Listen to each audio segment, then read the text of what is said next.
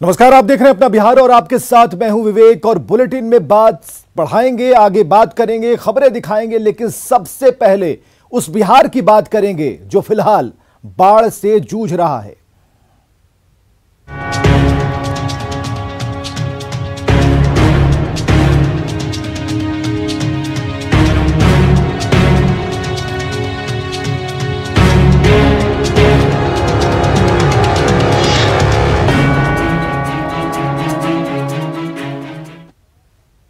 तो बाढ़ से जूझ रहा है बिहार, बाढ़ से लोग बेहाल हैं। सड़क तो सड़क, पानी लोगों के घर के भीतर पहुंच गया है।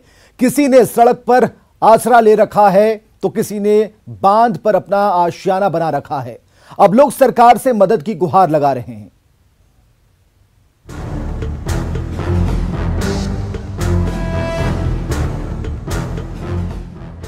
एक तरफ कोरोना की मार, दूसरी तरफ बाढ़ का हाहाकार। बिहार के लोगों की जिंदगी आजकल इन दो मुश्किलों से जूझ रही है। सीतामढ़ी के अनवर अंसारी को देख लीजिए, पिछले 3-4 दिन से इनका घर पानी में डूबा हुआ है। चौकी पर बैठे बैठे रात भर जाकर इन लोगों का समय कट रहा है, लेकिन रीगा प्रखंड के बखरी गांव तक कोई सरकारी मदद नहीं पहुंची। इसी तरह जो है वैसे ही सड़क पर जो है बनाते हैं, किसी तरह जो है खाते हैं। सुबह 6 बजे अचानक गांव में पानी घुसा। वकीला खातून और बच्चों और मवेशियों के साथ किसी तरह बांध पर भागी, लेकिन घर का सामान नहीं बच सका। अचानक भोगली 6 बजे में सवेरे पानी आली। तो कहाँ रह रही हैं अभी? रोड पर। रोड पर रहती हैं? कैसे रहती हैं रोड पर? पल्ली तान के रह रही हैं। कहीं से कुछ मिला है कि नहीं? कहीं से कुछ न मिल रही है। कुछ नहीं मिला, कुछ न कोई देखे वाला। ऐसी परेशानी सिर्फ अनवर अंसारी और वकीला खातून के साथ ही नहीं है। बाढ़ से सीतामढ़ी के 10 प्रखंडों के कुल 119 पंचायत प्रभावित हैं। पानी में डूबने से अब तक 13 लोगों की मौत हो चुकी है। रीगा प्रखंड के बखरी गांव में करीब 250 परिवार बाढ़ से प्रभावित हैं। खगड़िया के किसानों का दर्द भी सीतामढ़ी के लोगों के जैसा ही है। नदियों ने सैकड़ों एकड़ में लगी फसल को बर्बाद कर दिया है। अब अलौली के किसान मक्के की फसल का इस्तेमाल पशु चारे के रूप में कर रहे हैं। हालांकि नाव से फसल काट कर लाना भी खतरे से खाली नहीं है। एक बोझा होता है, ला करके फिर मवेशी को देते हैं। किसी तरह हम लोग यही पर कृषि पर ही डिपेंड आदमी है कि सोचते हैं किसी तरह अगर हो जाता तो बाल बच्चा अच्छा से पढ़ता लिखता, लेकिन अब की बार तो भी सरकार से कोई उम्मीद है? सरकार अगर मुआवजा दे तो, लेकिन मिलने वाला तो नहीं है। भागलपुर के अभिनंदन पासवान की मजबूरी देखिए, आंख में आंसू लिए अपने घर को अपने ही हाथों से तोड़ रहे हैं ताकि घर की ईंटें, लकड़ी, पत्थर और मलबा कम से कम बच जाए, क्योंकि गांव के दर्जन भर घरों को कोसी अपने आगोश में समा चुकी है। जी बहुत कष्ट होता है सर, खत्म हो गया, नदी कहाँ रहेंगे, हमको जमीन चाहिए सर। और क्या चाहिए, कहाँ पर हम रहेंगे, कट गया सब जमीन। हम ये कहारपुर गांव में और दूसरे गांव हम कैसे जाएंगे, रहने देगा कोई हमको? कहारपुर के अवधेश कुमार यादव की उम्र कम है, लेकिन दर्द गहरा है। अवधेश के परिवार के सामने प्रश्न है कि घर तोड़ तो रहे हैं, लेकिन जाएंगे कहां? कौन देगा घर बनाने के लिए जमीन? ईटा निकाल रहे हैं घर से। और सब कोई मिल के क्यों निकाल रहे हो? कट गया है, दूसरे जगह बनाएंगे, उस पार में जाकर के जमीन देगा सरकार तब ना। छपरा के पानापुर प्रखंड के दर्जनों गांव में भी पानी घुस चुका है, जिसकी वजह से लोगों ने बांध और स्कूलों में शरण ली है, लेकिन राहत के नाम पर बने राहत केंद्रों में भोजन तक की व्यवस्था नहीं। घर दुबौली बा, स्कूल में हमनी का बांध से कोनो मैंने स्थान नहीं है। हमनी का माल मवेशी लेके हमनी का बानी से दुबौली स्कूल पर खाए के कोनो व्यवस्था नहीं। किशनगंज प्रखंड के लोगों का दर्द भी कुछ ऐसा ही है। बलिया डांगी गांव का 75% हिस्सा कटाव की भेंट चढ़ चुका है। लोग छोटी छोटी नाव में अपने सामान को लेकर सुरक्षित स्थानों पर जाने की कोशिश कर रहे हैं, लेकिन महानंदा नदी के तेज धार में इस तरह जाना काफी खतरनाक है और कभी भी कोई हादसा हो सकता है। मांग हम लोग यही करते हैं कि हम लोग का इस गांव से किसी तरह सुरक्षित बचा करके कहीं और जगह बैठा दे तो बहुत अच्छा है। हम लोग का रोटी कम नाम मकान, रोटी से मतलब नहीं है, हमको मकान से मतलब है। कहीं भी एक धुर जमीन अगर सरकार दे दे तो हम लोग वहां पर जाके बस जाएंगे। सीतामढ़ी से लेकर किशनगंज तक कमोबेश एक जैसी स्थिति है। लोग बाढ़ से बेहाल हैं। सवाल है कि इन लोगों तक कब पहुंचेगी मदद और क्या इनकी गुहार सुनेंगे सरकार। Bureau report, news 18। तो बाढ़ की वजह से बिहार के 11 जिलों में लोगों की परेशानियां बढ़ गई हैं। नदियां रौद्र रूप धारण कर चुकी हैं। एक तो पहले से बाढ़ का पानी लोगों के घर के भीतर पहुंचा था, वहीं कहीं कहीं बांध टूटने से ये परेशानी और विकराल हो गई है।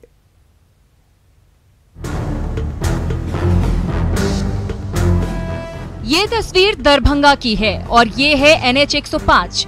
कल तक दरभंगा को मधुबनी से जोड़ने वाले इस नेशनल हाईवे पर गाड़ियां फर्राटा भरती थी। आजकल उसके ऊपर से पानी की धारा बह रही है। और 105 की तस्वीर है नेशनल हाईवे की। किस कदर यहाँ पर बाढ़ का पानी, बागमती नदी का ये पानी है और करंट किस कदर है ये देखिए। यहाँ चलने में मैं असहजता महसूस कर रहा हूँ, लेकिन इसके बावजूद लोग जो है वो आ रहे हैं जा रहे हैं इसी बाढ़ के पानी में। और लोग बता रहे हैं कि तकरीबन यहाँ प्रतिदिन 10,000 से अधिक गाड़ियां जो हैं वो पार करते हैं इस सड़क में। अब दरभंगा की एक और तस्वीर देखिए। ये तस्वीर केवटी प्रखंड के डुंगरी और गुठली के बीच बड़ेला चौर के सीमा बांध की है। पानी की तेज धार में 10 फीट बांध टूट गया और करीब आधा दर्जन गांव जलमग्न हो गए। केवटी के असराहा प्रखंड में बाढ़ का पानी बढ़ा तो SDRF की टीम राहत बचाव में जुट गई।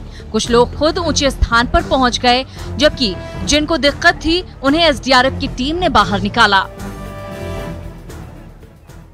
सर, यहाँ पर सबसे पहले बाढ़ आते ही हम लोगों ने कम्युनिटी किचन शुरू किया।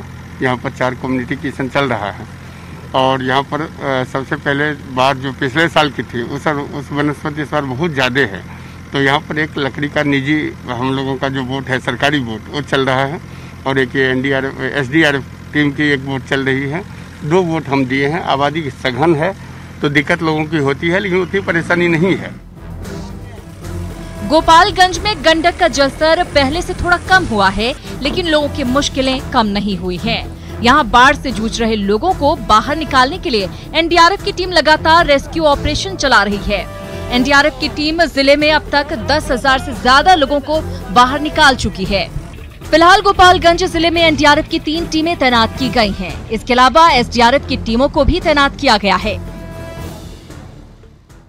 रेस्क्यू करने की कोशिश कर रहे हैं। जो लोग आना चाह रहे हैं, बाहर निकलना चाह रहे हैं, हम अपने बोट के माध्यम से उनको यहां से निकाल करके सुरक्षित स्थल पे पहुंचाने का काम कर रहे हैं। यहाँ पे गोपालगंज में NDRF की टीम की तत्परता साफ साफ दिखाई दे रही है, लेकिन मुजफ्फरपुर में बाढ़ प्रभावितों के लिए प्रशासन की व्यवस्था महज खाना पूर्ति नजर आ रही है।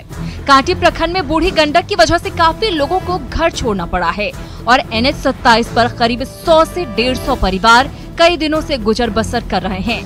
बाढ़ प्रभावितों को प्रशासन की तरफ से 2 वक्त का खाना दिया जाता है, लेकिन मवेशियों के चारे के लिए कोई व्यवस्था नहीं है और न लोगों को शुद्ध पानी मिल रहा है। यहाँ तक कि प्रशासन की तरफ से बाढ़ प्रभावितों को प्लास्टिक और तंबू तक नहीं दिया गया है। कोई चीज नहीं, अपना घर से प्लास्टिक, पुरान प्लास्टिक है तो परुक वाला उहे रख के अपना समय निकाल रहे हैं। बाहर आला के बाद तो ये भूख मरई छी रोड पर भूख मरई छी। अब खाना सरकारी तो कहियो 2 बजे रात में, कहीं 2 बजे दिन में।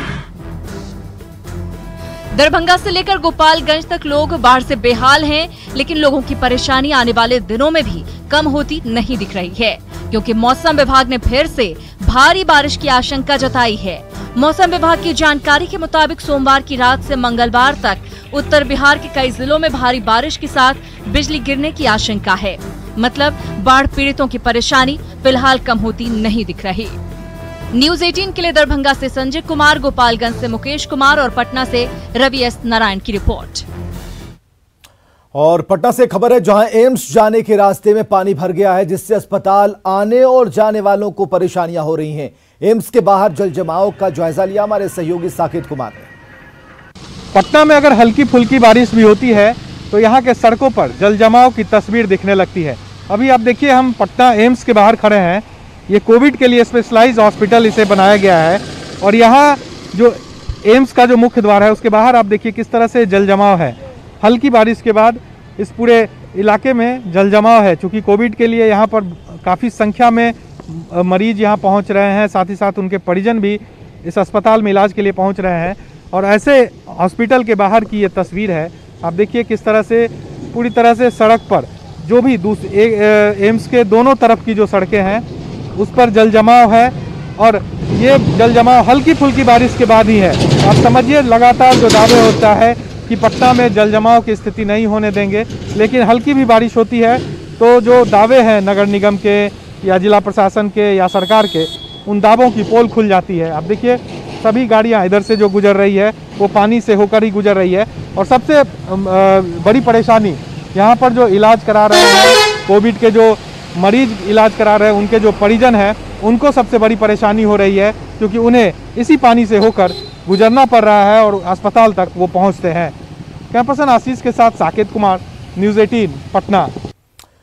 और गोपालगंज में गंडक नदी का कहर जारी है। डुमरिया पुल और NH 28 पर पानी का दबाव बना हुआ है और डुमरिया पुल के एक छोर का जो बेस है वो पानी की धार में बह गया है और इसके कारण वाहनों के परिचालन को रोक दिया गया है। पुल की मरम्मती का काम जारी है।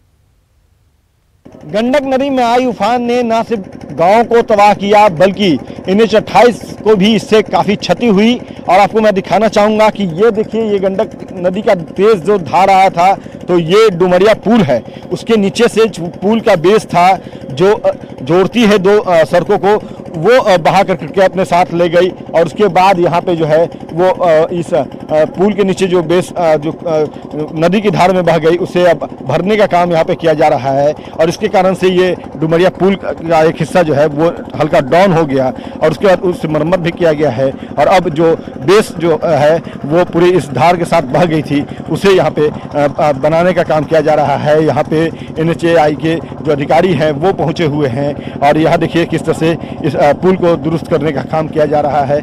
आप देख सकते हैं कि कैसे पुल का बेस का पूरा हिस्सा जो है वो खोखला हो गया था, वो खाली हो गया था। पूरी मिट्टी अपने साथ जो है वो गंडक नदी में आई उफान ने बहा कर अपने साथ ले गई और उसके बाद से यहाँ पे भारी वाहनों का जो परिचालन है वो रोकना पड़ा। और उसके साथ ही जो है ये ऑपरेशन शुरू हुआ। ये बेस को भरने का, मजबूत करने का जो काम है वो यहाँ पे शुरू हुआ है। आप देख सकते हैं कि जो पुल की स्थिति हुई, जो गंडक नदी का जो तेज बहाव आया, उसके कारण से ये पूरा जो बेस है वो यहाँ पे खोखला हो गया। नदी की धार अपने साथ इस पुल के बेस को अपने साथ बहाते हुए ले गई और उसके बाद जो है आनन फानन में प्रशासन को जो है एक्शन लेना पड़ा और NH 28 पे जो प्रचालन है वो रोकना पड़ा और अब जाकर के उसे दुरुस्त करने की कवायद जो है वो तेज की गई है।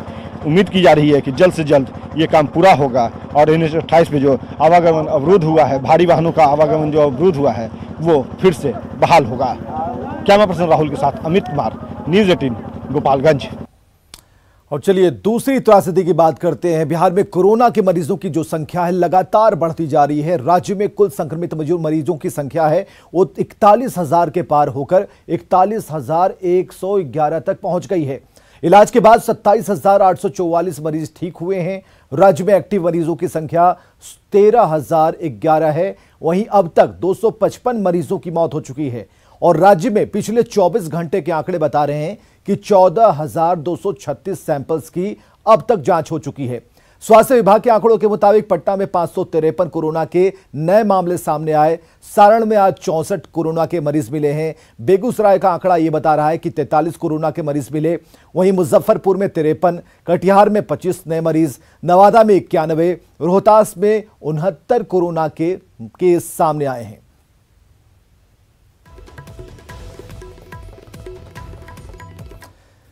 तो खौफ तो है, कोरोना का खौफ है और सभी के सिर पर चढ़कर यह खौफ बोल रहा है। मरीज तो मरीज, संदिग्ध भी मौत खौफ में हैं और कोरोना के खौफ की हम दो तस्वीरें अब आपको दिखाने जा रहे हैं।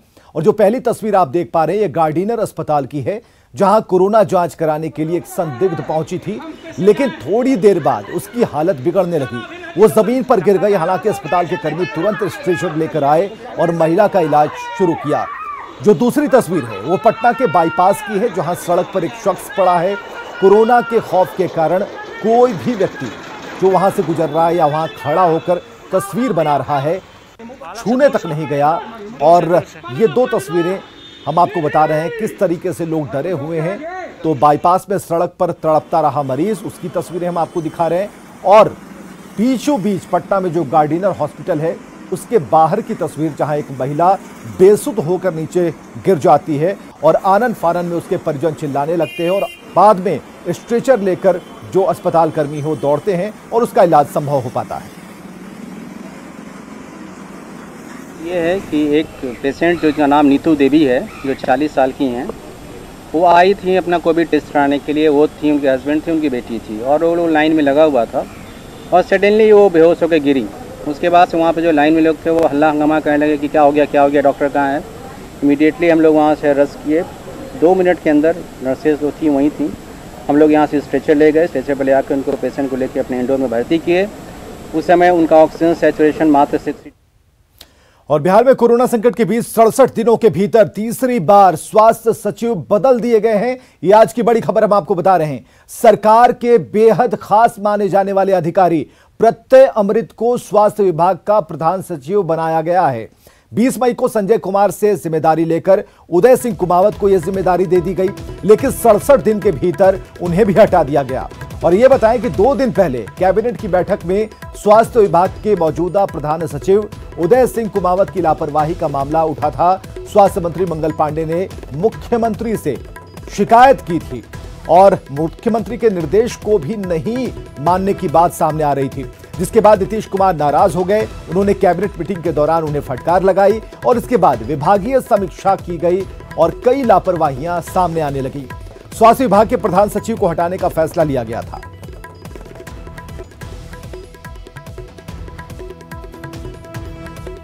अधिसूचना निर्गत नहीं हुआ है, लेकिन अगर इस तरह की कोई जिम्मेवारी मिलती है तो निश्चित रूप से ये बहुत बड़ी चुनौती है और पूरी टीम के रूप में मिलकर हम लोग काम करेंगे। और जिस स्थिति में अभी बिहार है कोरोना को लेकर, हम लोग एक टीम के रूप में काम कर लोगों को यथासंभव राहत पहुंचाएंगे।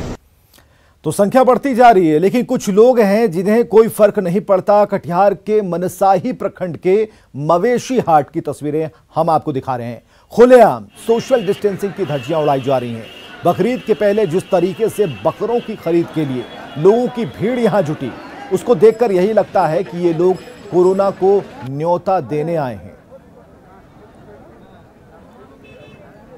कोरोना काल के दौरान सोशल डिस्टेंस और मास्क को लेकर लगातार सरकार और प्रशासन जागरूकता चला रहा है, लेकिन इस बीच ये कटिहार मनसाही मवेशी हाट की तस्वीर है।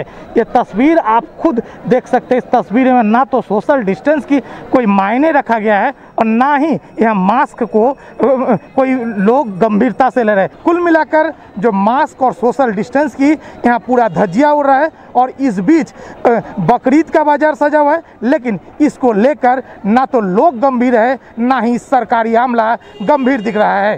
सुब्रत, न्यूज़ 18 कटिहार। और बड़ी खबर, सुशांत सिंह राजपूत खुदकुशी मामले में फॉरेंसिक रिपोर्ट अब तक सामने नहीं आई है, लेकिन बिसरा रिपोर्ट में सुशांत के शरीर में कोई भी जहर नहीं मिला है। यह रिपोर्ट अब सामने आ चुकी है और अब तक की जांच में संदिग्ध जैसा कोई भी मामला सामने नहीं आया।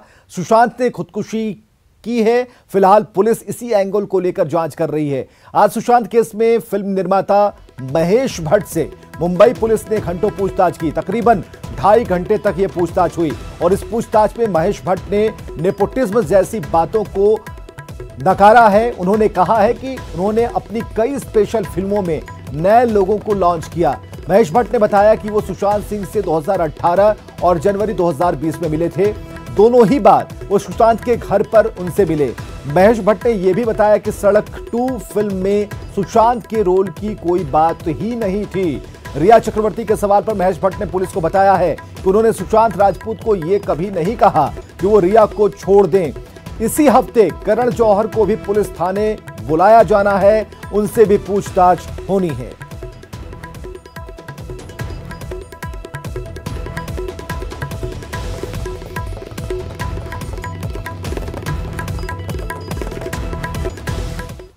खबरें लगातार जारी हैं, आगे देखिए जोहार झारखंड।